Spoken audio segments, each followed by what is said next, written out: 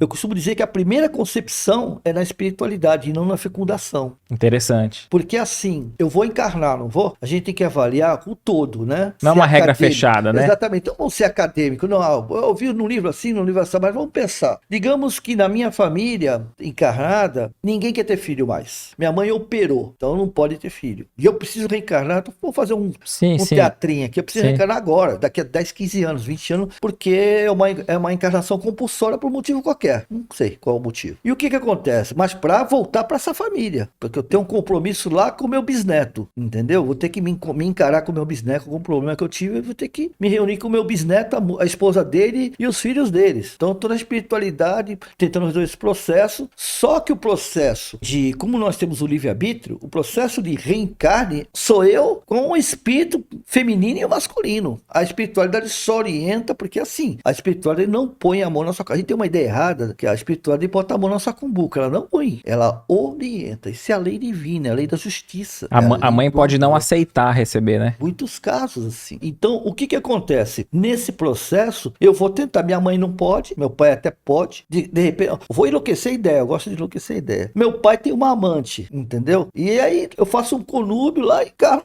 na amante. Pô, mas esse cara é louco, não é possível. A gente vê casos assim, né? É possível, entendeu? Não tô dizendo que isso, é que eu falo, não é uma regra, viu, gente? Ah, então, peraí, Ninguém tem a missão de fazer o que é errado, né? Isso. Nesse sentido, né? Exatamente, mas tem o livre-arbítrio de fazer. É assim que funciona. A espiritualidade superior não traça planos que fujam da moralidade, né? Sim. Eu costumo dizer que assim, o certo e errado não existe para nós. Porque o que é certo para mim é errado para você, o que é errado para você é certo para mim, essas coisas todas. Então a gente fica discutindo que o meu é certo, o teu é errado, e a gente não chega a lugar nenhum, concorda? Fica só na briga. Mas o moral e imoral não tem jeito. Ou é moral ou é imoral. Não existe metade, não existe meia grávida. Nesse processo familiar, muitas coisas acontecem. Eu gosto de dar exemplo do que o pessoal conhece, né? Eu gosto de usar muito o Nosso Lar, porque o Nosso Lar é um livro que, se não foi lido, foi visto com filme. No filme, né? é. No Nosso Lar, a mãe de André Luiz, ela tá num plano mais elevado, né, do que André. O pai dela, todo mundo sabe, o pai dele traiu a mãe com 2 amantes, né? E eles estão no umbral,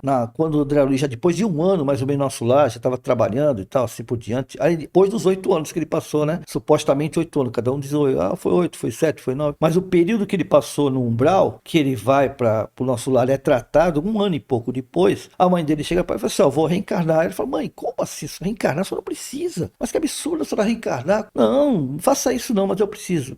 Tá bom, por que você vai reencarnar? Porque seu pai está no umbral. Mas aí ele fica meio revoltado, né? Fala assim, meu pai está no umbral porque aprontou, né? Porque apesar dele ser um bom pai, não deixar faltar nada em casa e até nas igrejas no fim de semana, ele tinha 2 amantes, coisa da época, né? E aí quando ele desencarna, ele fica vinculado a elas. Porque o que aconteceu? Ele desencarnou e elas foram passar perrengue, porque ele financiava, desencarnou e criou aquele processo. E aí ela fica as 2 atacando ele no umbral. E a mãe falou assim, vou ajudar meu marido, né? Quero ajudar seu pai, porque não queira, nós temos um vínculo emocional, né? Uma família. Então ela foi. Só que tem um detalhe, filho, o que é? Eu vou ter 2 filhas e as 2 filhas vão ser as amantes do... Você tá entendendo? Então ela planejou ali reencarnar com ele, casar novamente, né, com ele e receber as 2 amantes como filha. Pra poder ajudar ele, mas ela entra...